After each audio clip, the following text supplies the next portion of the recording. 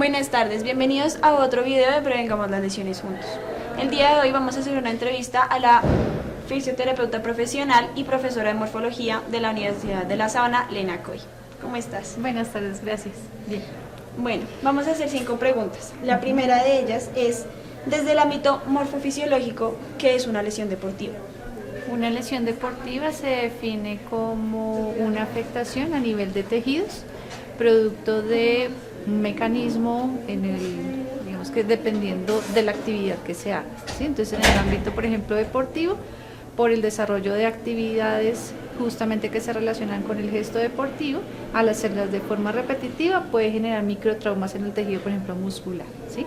Pero si es, por ejemplo, por algún tipo de traumatismo de otro tipo, pues justamente ese golpe o esa cortadura o ese mecanismo puede generar alteraciones en el tejido y eso se definiría como lesión.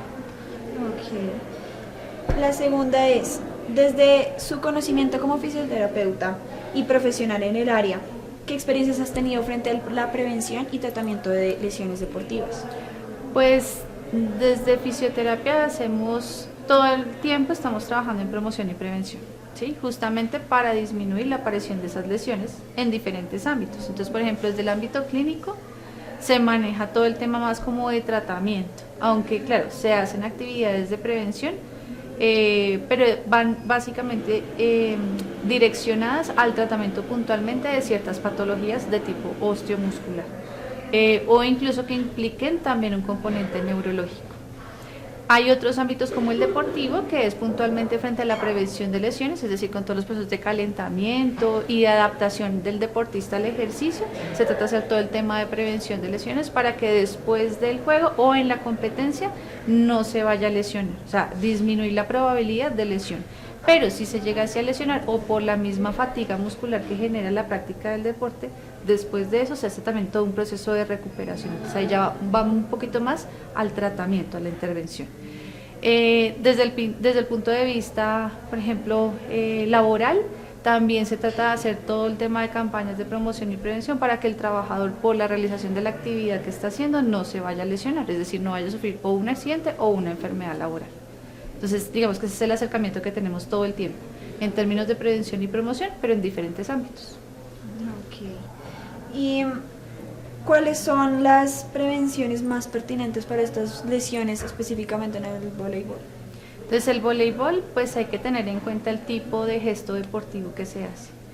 Cuando uno analiza el gesto deportivo, identifica cuáles son las estructuras corporales que más se ven impactadas por el desarrollo del ejercicio. Entonces, por ejemplo, la mayor carga física o el mayor impacto se genera en miembros superiores, pero también en miembros inferiores, como por ejemplo cuando hace salto. Entonces, en ese orden de ideas, toca mirar cuáles son las estructuras que más se ven afectadas y también identificar en esas estructuras cuáles son las lesiones que más probablemente se puedan dar. Entonces hay mucha lesión a nivel de muñeca, a nivel de los dedos, en el hombro, justamente por los saques que se hacen, porque son movimientos muy amplios. Y en el momento que te digo de los saltos, sobre todo en las clavadas y demás, en las recepciones también, pues si implica el salto, entonces ahí también la probabilidad de lesión a nivel de cuello de pie por la forma como se cae en el salto, también es una probabilidad que aparezca. O sea, el tipo de lesión va a depender de la estructura que más se trabaje en el gesto deportivo. Ok. Y entonces, las lesiones más frecuentes, por ejemplo, en el hombro, ¿cuáles suelen ser? En el hombro, bursitis, tendinitis, básicamente esas desde el punto de vista osteomuscular. Ahora, también depende de una predisposición o de las características propias del deportista, ¿sí?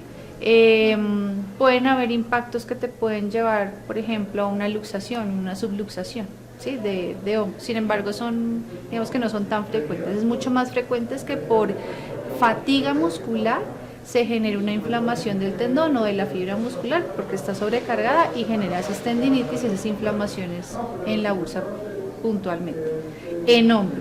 En manos, por ejemplo, frente a la recepción, claro, la bola viene con mucha fuerza, entonces frente a la recepción, pues ese impacto puede generar, por ejemplo, que se luxe o se subluxe alguna falange. Pero también ese impacto puede generar digamos que un choque muy fuerte frente a la articulación y puede inflamarla también. Entonces digamos que esos son como más o menos el tipo de lesiones que se puedan observar. El miembro inferior, ¿qué puede aparecer? Un esguince de cuello de pie. Es decir, que en el momento del salto, cuando no se cae de forma adecuada, sino que se dobla el pie, se genera un esguince y hay de diferentes grados dependiendo de el nivel en que se lesione el ligamento que se encuentran allí en el cuello de pie. Ok. Y por último, en el campo de fisioterapia, de acuerdo a tu conocimiento, ¿cuál es el tratamiento correspondiente que se debe seguir después de este tipo de lesiones? Pues realmente no es tanto esperar a que suceda la lesión y luego hacer el tratamiento, no, incluso frente a todos los deportes, no es exclusivo del voleibol, frente a todos los deportes siempre se debe hacer una fase previa, ¿sí?, de prevención.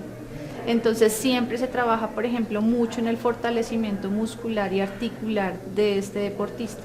Entonces, a través de los entrenamientos previos no es solamente mejorar la técnica o el gesto deportivo, sino también fortalecerlo para evitar justamente que en competencia se pueda generar una lesión. Entonces, no solamente el trabajo después de la lesión, sino el trabajo arranca es incluso antes.